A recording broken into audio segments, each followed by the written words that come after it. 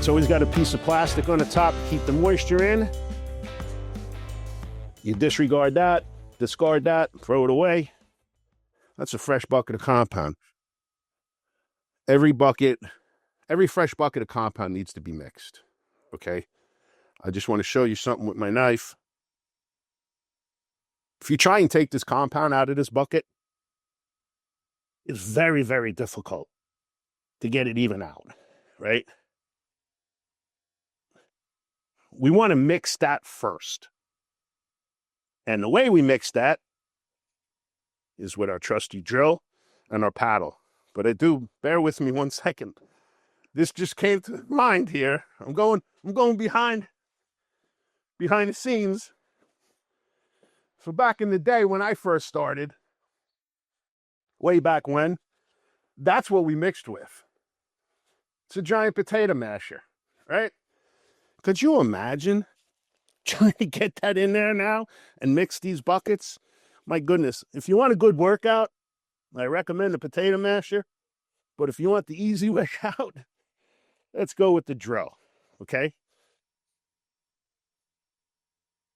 Typical paddle.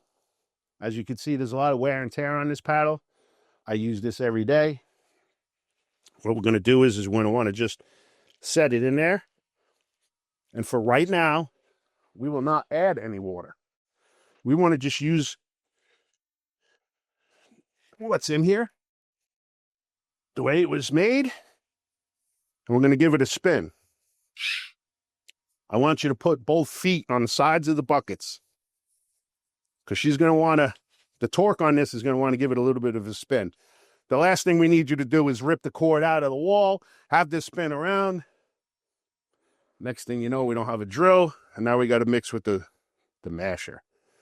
I could tell you a good story of one of my workers that had that happen. Well, the bit came out and it kind of spun around. It was compound everywhere, and we weren't getting paid for a stucco job. So it was a lot of work to clean up the mess, aside the fact that it got dangerous and he almost broke his wrist. But, so keep both feet on the side of the bucket and mitts. I want you to go up and down. Do not hold the mixer out of the bucket.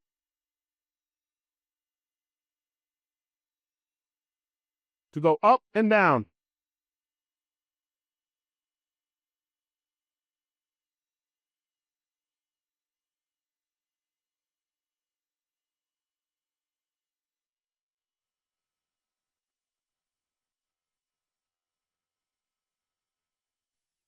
I like that. Look at that. We take that out. We got our paddle, mixer, what have you. We'll give a couple little, clean it up. I always have a bucket of water handy. I recommend that. You drop it right back in the bucket of water. There's a little invention I made years and years ago. I poke a little hole in the top of throw it on the top, keep my water right in there. I got my cleaning brush right in there. It's just something I invented. Very simple. Compound is water-based, which is great. Get it on your clothes, it comes off. Get it on the floor, it comes off. So don't be afraid to, we want to stay as clean as we possibly can. We don't want to make a mess, but don't be afraid if you do get it on the floor, because it will come up. It will come off your clothes. So with that being said, we have our buckets. We have our freshly purchased bucket. So now we're going to divide this a little bit. What we're going to do is we're going to make one of the buckets slightly looser for our first coat to embed our tape. The second bucket, we're going to keep a little thicker, and that's what we're going to use for our corner beads and our screws. Again, Hawk 6-inch knife. So what we're going to do is with the freshly opened bucket, we're going to create a looser bucket and a heavier bucket of compound, right? I'm going to take a little bit.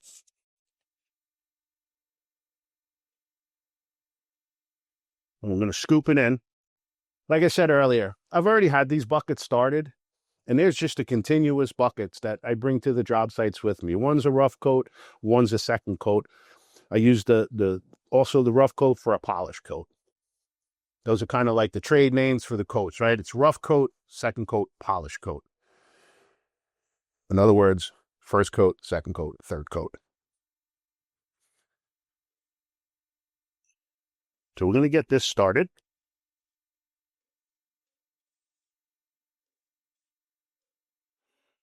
Remember, one's going to be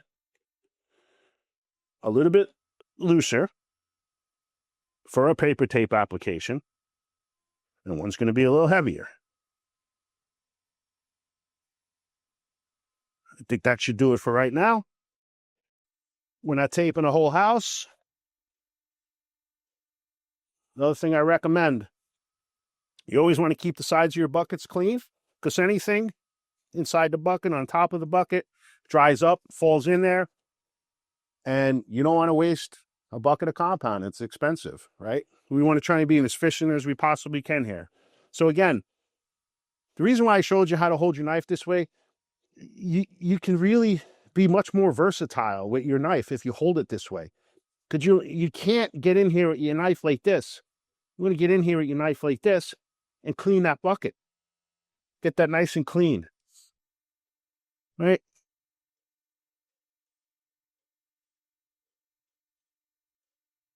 You could take it a step further. If you're not going to be using the bucket for a little bit of time, like I said, you always have a pail of water around handy, a little scrub brush. I've had this thing forever. Give it a quick clean. Right? Clean it up. I don't know. My whole life, the compound buckets, the insides were white. Just recently, they went to the black insides. Not sure why. We'll have to ask the manufacturers why they did that. Maybe it's to show us that we're being messy, that there's compound on the sides. I'm not sure, but it's easier to see the compound on the black inside. Okay. So we're going to clean that up because we're not going to use this bucket right now. Now, I'm sure some people are just like, hey, you just said the more water you put in it, the more it's going to shrink, the more it's going to crack, right? You don't want that much water in it. So if you get a little extra water in there, into your pail, you just pour that water out. That's it. Put a lid on it. You don't have to slam it closed. Just lay the lid on it. I like my Hawk for that reason too. It acts as a cover. There's a lot of different reasons I use a Hawk. Earlier I said that I was broken in. I learned how to tape with a Hawk, but it does come in handy when you're using it as almost another hand when you're putting your tape on. So we have our first coat, which is going to be a looser bucket. We have our second coat, which is going to be a heavier bucket. And now we go back to the drill again, and we're going to mix these. So my recommendation is don't dump a whole lot of water into the buckets right away. It's going to take a trial and error for you to really understand what you can handle on your Hawk and your knife and the consistency. But that comes with time. I don't expect you to know the consistency your first day out, second day out, third day out. It's going to come over time. I'm giving you the guidelines that are going to make you successful. Don't put too much water in it. You could always add water. Once it's in there and mixed, you can't take it out. So we're going to go to our looser bucket, get that ready. Also, it's in my little bag of tricks here. Now I always keep a bucket of water. I just got a little cup. I add a little bit, very little. And that's going to be my looser bucket.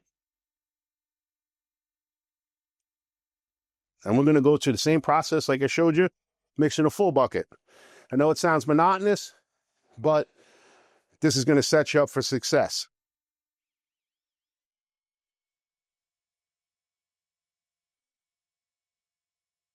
Again,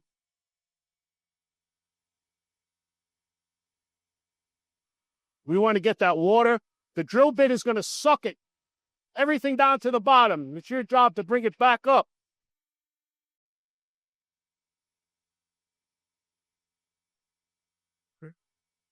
You want to make sure that water's thoroughly mixed in there. I also would like to add, if you do find yourself in a predicament where you added too much water, again, not having a full bucket of compound where you can add and subtract is helpful, because let's just check this. Okay, our loose bucket.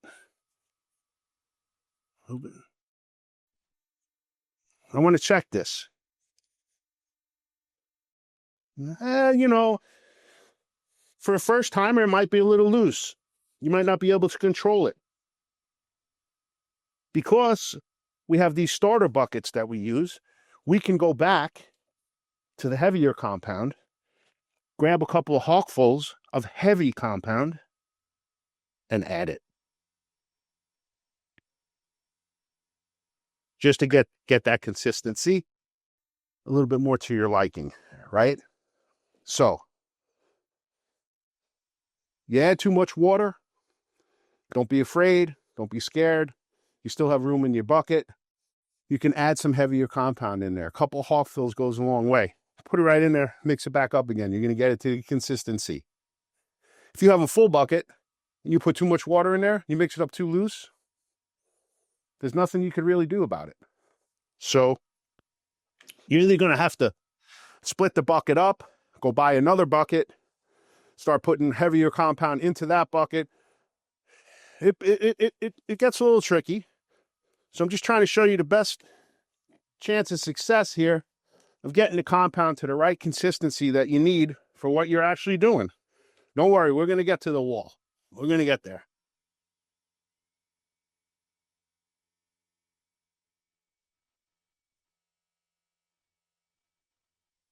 That's a nice quick mix. I like that consistency. Basically, we're looking for workability. We don't want it too loose where it's falling off your hawk, okay? But we want to add a little bit of water so it actually shrinks into the seams and the corners and the caps. That's what it's made to do, okay? Some of these compounds shrink more than others, right? I don't want to start getting into the heavy details as to why some do and some don't. I'm giving you the best scenario here for using these particular compounds that will give you the best chance for success when you're taping your walls. If you look at the ingredients, limestone, plaster, some of them have plaster of Paris. The ones that have plaster of Paris in them, they won't shrink as much. So you don't have to do due diligence and do major amount of homework, but you should at least understand the product that you're using. Look at the ingredients if you're curious. It's all right there. But some compounds do shrink more than others. Some don't. Again, like I said in the very beginning, there's different types. There's easy sand. There's all different types of compounds. So it's my job to show you what compounds are going to work the best for what we need to do. We don't need to get into all of the different types and whatnot, but if that makes sense. But I'm trying to get my first coat to a consistency that I can handle on my hawk without dripping it all over the place, okay? Just enough water so it adds some shrinkage. No pun intended. We put some shrinkage in. Sorry. We get the material so that it's going to shrink adequately into the seams. Okay, that's our job. That's what holds it all together. Once it all dries and we come back into the next series and we start talking about second coat, we're going to point out the fact of how the material dried and how it actually drew in the tape to seal up these seams. And that's what actually holds everything together. If that makes sense. Does it yet? Or am I just rambling? That's going to be our tape for our tape, embedding our tape, our corners, our caps, our seams. This is going to be more of a heavier compound. This is going to be for our fasteners and for our corner bead. I know I keep saying it, but I want you to get that into your head. There's two different types of consistencies on the first coat that we need to pay attention to. All right, we want that material to shrink into the seams. Less water, less shrinkage. More water, more shrinkage. Remember that. Again, this is straight out of the bucket. No water. Heavier. I like that. Little, some tips. You can mark them. You take a marker. You could put 1 for first coat. You could put H for heavy. There's different ways to do it. I don't think you're going to need to do that. But if you have to, you can. Don't be afraid to. Identify what mixture's in there. I mean, I could basically just kick it and tell. So now we're really ready to tape.